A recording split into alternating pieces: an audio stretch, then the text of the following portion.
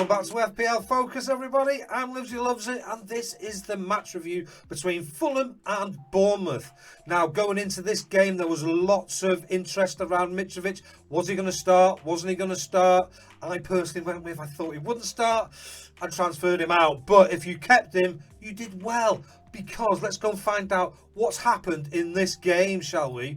Because other players of interest before we get into it, Andreas Pereira, budget midfielder in a lot of teams, and Solanke in 6% of teams going into this game as well. The budget enabler, is he surpassing what we expected? I think he might well be.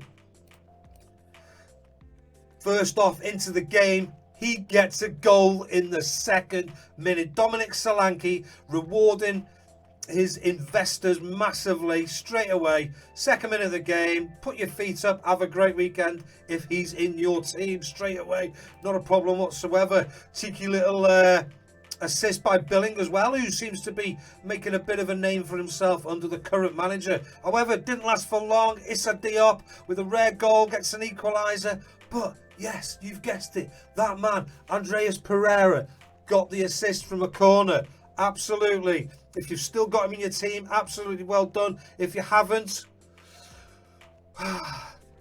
why not? Because he's the cheapest enabler that's out there. You know, as simple as that. And he keeps delivering, at least sort of like every other game.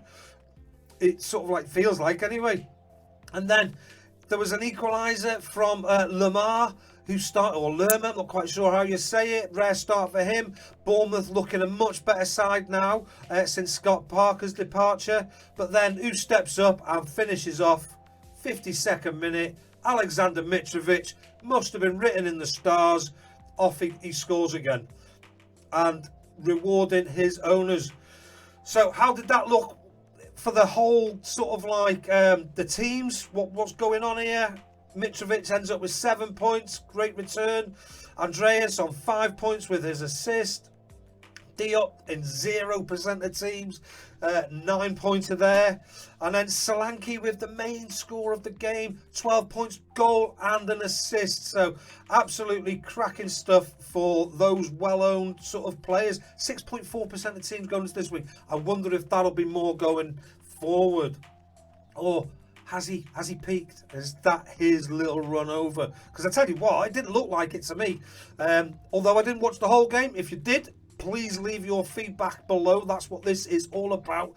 I am one set of eyes. Get your set of eyes' thoughts further down below, and let's have a little debate about it. But are these players to invest in moving forward? Let's have a bit of a deep dive into some of the stats of the game week then and see what's actually been going on. Is there any players that we should be paying attention to who didn't quite get the returns this week? Let's have a look in the expected assists column. Mitrovic, James, nobody there really standing out. Expected goals, Mitrovic, Diop, so nobody massively standing out from Fulham. Obviously no clean sheets there this week. That's reflected in the ownership as well. 0% for either of these teams in defence. Yeah, let's go and have a look and see, is there anybody for Bournemouth that's standing out then? And particularly, how's Philip Billing doing? Because he is looking like he's quite involved in this team. So we've got Solanke with the main points earner, Lerma, and then Billing. Rest are all on 2s and not really on my radar, to be honest with you, but expected assist, as we can see. Cook for Bournemouth at 4.9s. Billing's 5.3. Not sure if you'd go with Billing over Pereira, though, to be honest with you, or Cook for that matter, but potential moving forward. Expected goal involvement 22%, Solanke's 39%. Look at this, Lerma 36% with a return today as well. Shots, he's had 3, 2 on target, same as Solanke. Inside the box 3, maybe this Lerma is somebody to be keeping an eye on.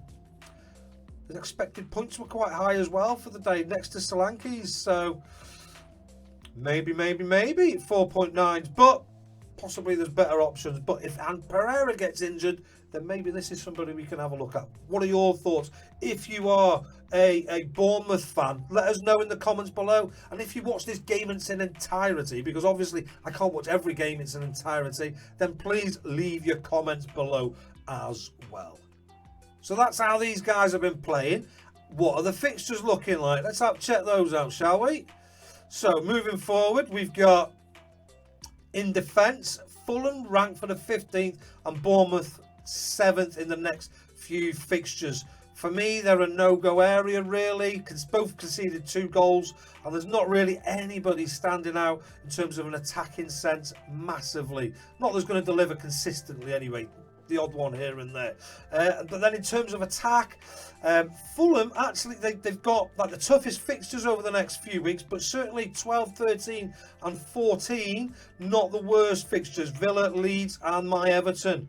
Whereas Bournemouth, the fixtures don't look so bad. Southampton at home, West Ham away, Tottenham at home. Certainly, I mean, Solanke, if you've got him, you're keeping him at the moment. I don't know whether we'd be bringing anybody else in from there, though, not at this moment in time. And I don't know if that ship sailed either. West Ham away, Tottenham at home, then Leeds and Everton, possibly. Certainly holding for Southampton. Let me know your thoughts on Solanke down below, certainly for potential new purchases of this man. Anyway, that's what I think. What I really want to know, this is a collaboration. What are your thoughts? Share them in the comments below. Let's have the description. Or come and join me on Twitter. Maybe we can. Now, if you haven't subscribed to the channel already, this is a great opportunity. Hit that little circle there. And if you like this content and want to see what's going on in other games, check that video out just there. All right, see you later here at FPL Focus. Take it easy.